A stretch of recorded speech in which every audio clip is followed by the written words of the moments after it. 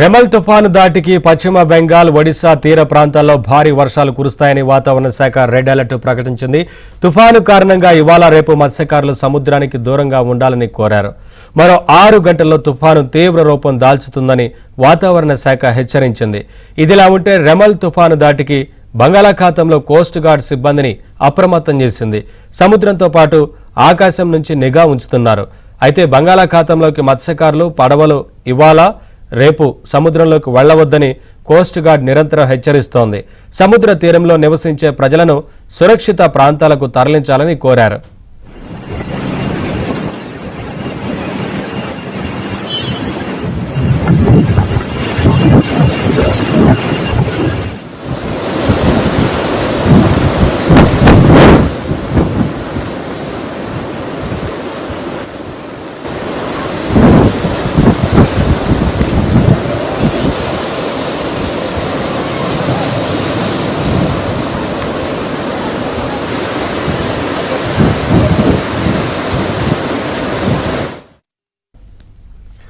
ఇవాళ రాత్రికి పశ్చిమ బెంగాల్లోని సాగర్ ద్వీపం, బంగ్లాదేశ్లోని కేపుపురా మధ్య తుఫాను తీరం దాటే అవకాశం ఉంది. దీనివల్ల పశ్చిమ బెంగాల్, ఉత్తర ఒడిశాలోని కోస్తా జిల్లాల్లో ఇవాళ రేపు అతి భారీ వర్షాలు కురుస్తాయని వాతావరణ శాఖ అంచనా వేస్తోంది. మే 27, 28వ తేదీల్లో ఈశాన్య భారతదేశంలోని కొన్ని ప్రాంతాల్లో భారీ వర్షాలు కురిసే అవకాశం ఉందని అధికారులు హెచ్చరిస్తున్నారు. రెమల్ తుఫాను కారణంగా రైలు, రోడ్డు ట్రాఫిక్ పై ప్రభావం పడే అవకాశం ఉంది. విమానాల రాకపోకలపై కూడా తీవ్ర ప్రభావం పడింది. దీంతో ఇవాళ మధ్యాహ్నం నుంచి కోల్కతా నుంచి 21 గంటల పాటు విమాన సర్వీసులను మూసివేశారు. అంతర్జాతీయ, దేశీయ విమానాలు రద్దు చేశారు. మరోవైపు ఎన్డీఆర్ఎఫ్, ఆర్మీ, ఏవీ అప్రమత్తంగా ఉండాలని సూచించారు.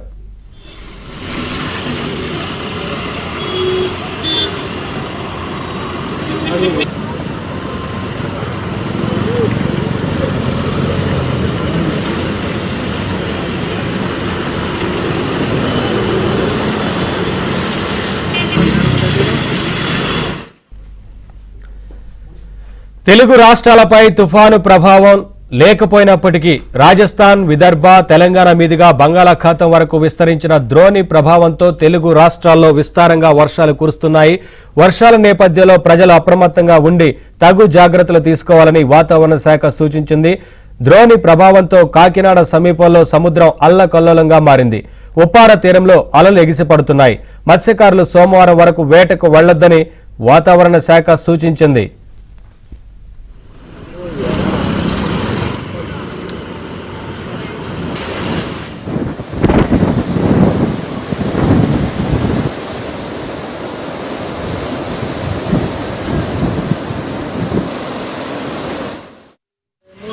उत्तरी खाड़ी के ऊपर 20.2 डिग्री नॉर्थ और 89.2 डिग्री ईस्ट के पास उसको सेंटर है. वो खेपुपरा, बांग्लादेश का जो खेपुपरा है उससे लगभग 220 किलोमीटर दक्षिण पश्चिम में है. बांग्लादेश में जो मंगला है उससे 207 किलोमीटर दक्षिण में है. और हमारा जो सागर आइलैंड है उससे 210 किलोमीटर दक्षिण पूर्व और कैनिंग, बंगाल में जो कैनिंग है उससे 230 किलोमीटर दक्षिण पूर्व में केंद्रित है. वर्तमान में उसको जो विंड स्पीड है, वर्तमान मतलब 11:30 बजे 95 to 105 किलोमीटर पर आवर है और गस्टिंग 115 किलोमीटर